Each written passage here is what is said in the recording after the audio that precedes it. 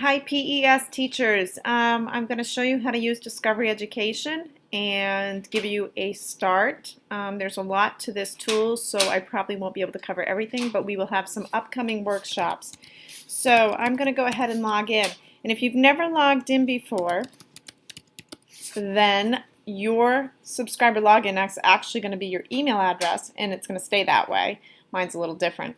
And your password will be PSD 2014 by default.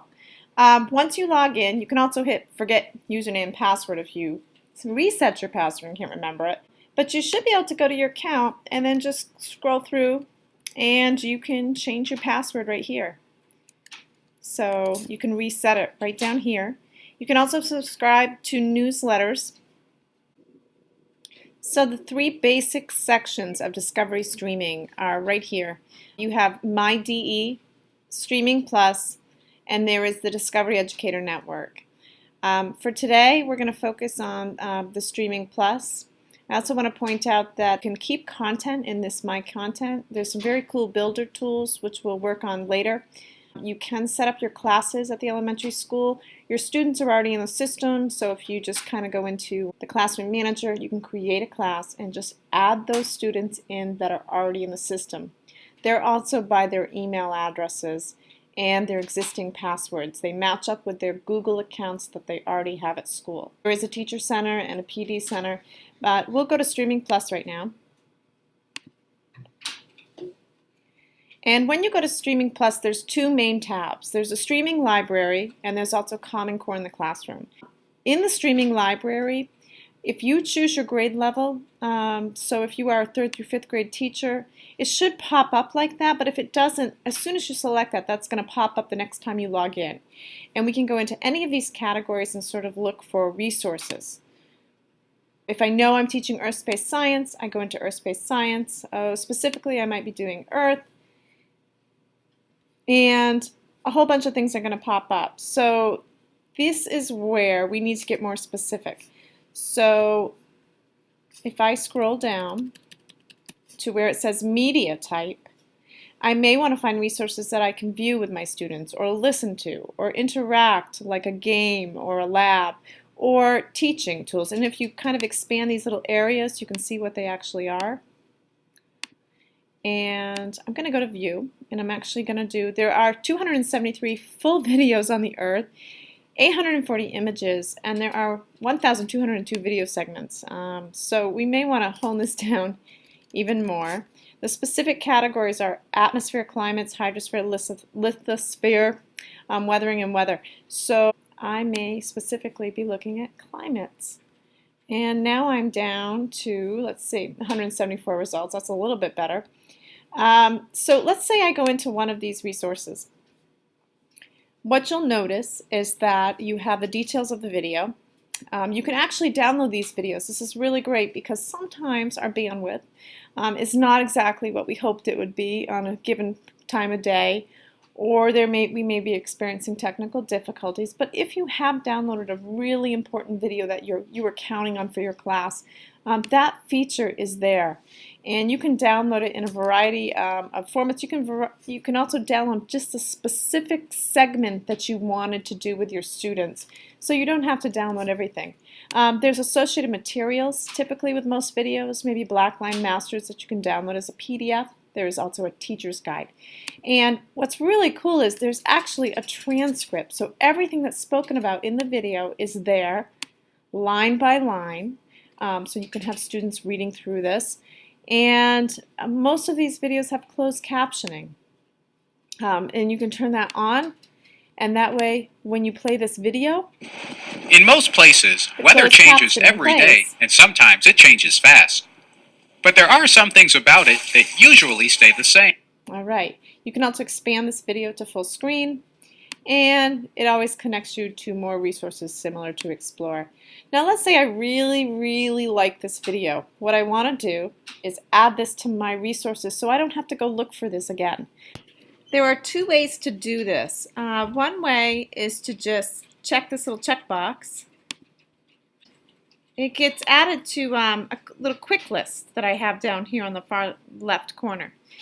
The other way is to specifically add it into my content. And if I click Add to Content, or I can assign to a classroom or to a specific student, but if I go to Content, I actually have folders that are already created. If I want to add another folder right now for, say I go into Science, I have a folder for Insect Space, Forces in Motion Engineering. I want to add a folder for Climate, we'll call it.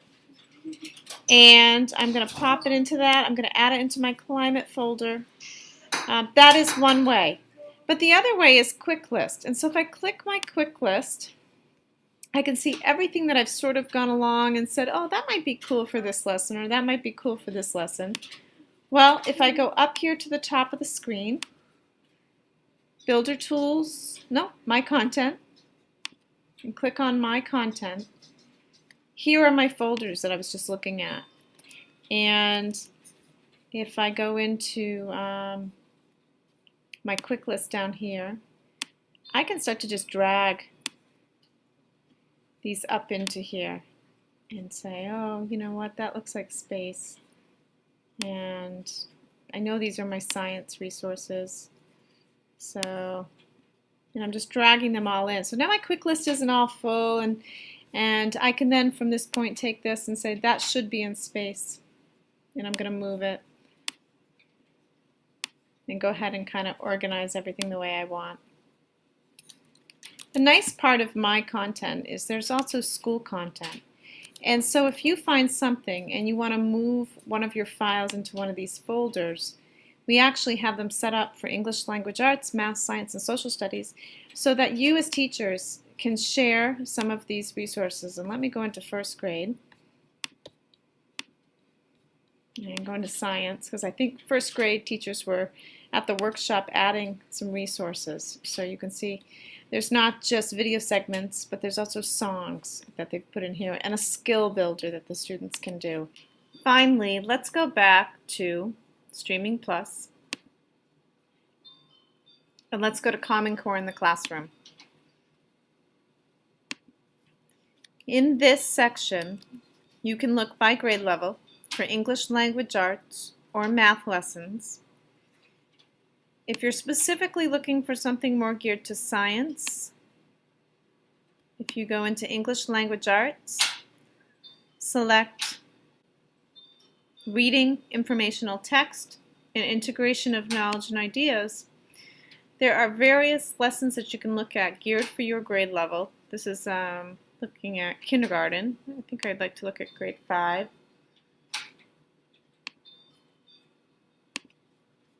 And if I go into one of these lessons, this one's called Getting Smart About Garbage. It's got all of the standards in the Common Core. And it's got the lessons step by step. And so the essential questions and the tasks. And then it has the specific resources that can be found in DiscoveryStreaming.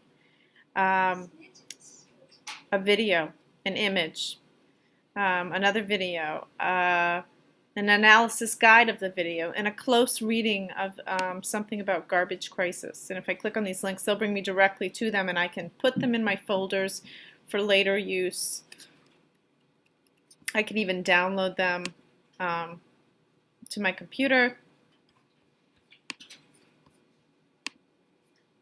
And so, step by step, the entire lesson is here. Session 2, the benefits of trade-offs of recycling, choose what you use in Session 3, and in Sessions 4 and 5, expository essay writing project. A way for them to synthesize and bring this all together in the end. And then again, links to everything that you will need as a teacher and a breakdown of this lesson step by step. Finally, if you want more information than I've given you here today, you can go to the professional development section, and there are actually a ton of videos that you can watch that are very, very specific to what you want to learn. Go to DE Basics. There are webinar events you can watch. There are search tools, advanced search, video tutorials. You can get a video tutorial on just about anything I've just talked about, including the advanced searching features, the curriculum standards. So it's all there for you, but your technology integrators are there for you too. And so if you want them to come into your classroom and show this to your students, please contact Karen at the elementary school or Allison at the middle school, and I can also come into your classroom if their schedules don't allow it. So thanks for watching this long video, and I hope you explore this resource very, very soon.